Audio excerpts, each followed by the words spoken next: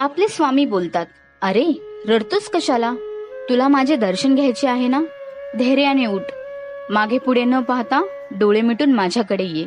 माझ्या बोलण्यावर पूर्ण विश्वास ठेव. नमस्कार स्वामी भक्तांनो. आजच्या व्हिडिओमध्ये एका कथेतून स्वामी लीला जाणून घेणार आहोत. त्याआधी चॅनेलवर नवीन असाल तर आपल्या संपूर्ण भक्तिमय चॅनेलला आजच सबस्क्राईब करा. चला तर मग व्हिडिओला सुरुवात करूया. स्वामी महाराज अक्कलकोट नगरीत येण्यापूर्वी अनेक तीर्थस्थानी पदभ्रमंती करत भक्तांचा उद्धार करत होते. आता स्वामी महाराज गिरनार पर्वतावर आले होते. या गिरनार पर्वताचे काय वर्णन करावे? अशा निसर्गरम्य रमणीय असलेल्या आपल्याच पूर्वस्थानी श्री दत्तगुरु स्वामी महाराज प्रकट झाले. येथे स्वामी महाराज हनुमानधारीजवळ वास्तव्य करीत होते. अनेक लोक स्वामींना बघत होते, परंतु तिथे एका पांगळ्याची नजर स्वामींवर पडते. स्वामींना बघताच का कुणास ठाऊक त्याच्या मनात अनन्य भक्तीची भावना जागृत झाली. हे कोणी साधेसुधे संन्यासी नसून प्रत्यक्ष दत्त महाराज आहे असा भाव त्याच्या हृदयातून येतो आणि स्वामींना वंदन करण्याची त्याला तीव्र इच्छा होते. परंतु तो पांगळा असल्याने तो जागचा हलू शकत नव्हता आणि तो बसल्या जागेवरूनच स्वामींना प्रार्थना करू लागतो. हे परमेश्वरा, लोक अज्ञावश आपला ओळखत असो वा नसो, पण मला माहित आहे की आपण निसंशय प्रत्यक्ष दत्त महाराज आहात. मी जन्मापासून पांगळा आहे. मी अनाथ आहे. मला धड अन्न पाणी भेटत नाही. देवदर्शनाची इच्छा असूनही दर्शन घेता येत नाही. हेच बघा ना, आता मला तुमचे चरण दर्शन घेण्याची इच्छा आहे, पण मी जागचा हलू शकत नाही. माझे पाय हलत नाही. मला चालता येत नाही. आता मी काय करू? स्वामी भक्ती हो. स्वामी महाराज प्रेरणेचे स्रोत आहे. त्या अपंग व्यक्तीने अशी विनंती करताच स्वामीने त्याच्याकडे बघितले आणि बोलले, रडतोस कशाला? तुला माझे दर्शन घ्यायचे आहे ना? धैर्याने उठ. मागे पुढे न पाहता डोळे मिटून माझ्याकडे ये. माझ्या बोलण्यावर पूर्ण विश्वास ठेव. स्वामी भक्त हो. हा प्रकार सभोवताली असलेल्या मंडळी बघत होती. त्यांना वाटले की हे कोणी पोटभरू संन्यासी असतील. हा पांगळा कसला चालेल? परंतु त्या पांगळ्याने स्वामींच्या शब्दावर पूर्ण विश्वास ठेवला आणि अतिशय धैर्याने हालचाल करण्याचा प्रयत्न करू लागला आणि चमत्कार घडला. त्याच्या पायामध्ये प्राण आले आणि स्वतःच्या पायाने चालत येत त्याने स्वामींचे दर्शन घेतले. आता त्या पांगळ्याच्या डोळ्यातून आनंदवाश्रू घळाघळा वाहू लागले. कृतज्ञतेच्या भावनेने तो ओतप्रोत भरून गेला.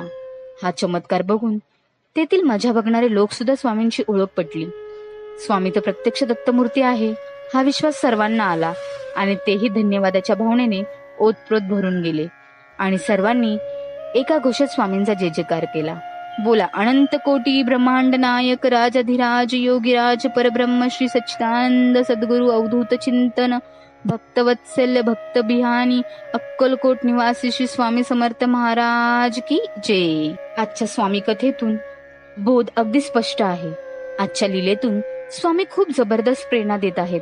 बघा, एका अपंगाला स्वामींनी कशी प्रेरणा दिली आणि या प्रेरणेने त्याच्या अंतर्मनातील इच्छाशक्ती कशी जागृत झाली आणि या इच्छाशक्तीच्या बळाने, विश्वास शक्तीच्या बळाने त्याच्या पायात जीव आला आणि तो चालू लागला.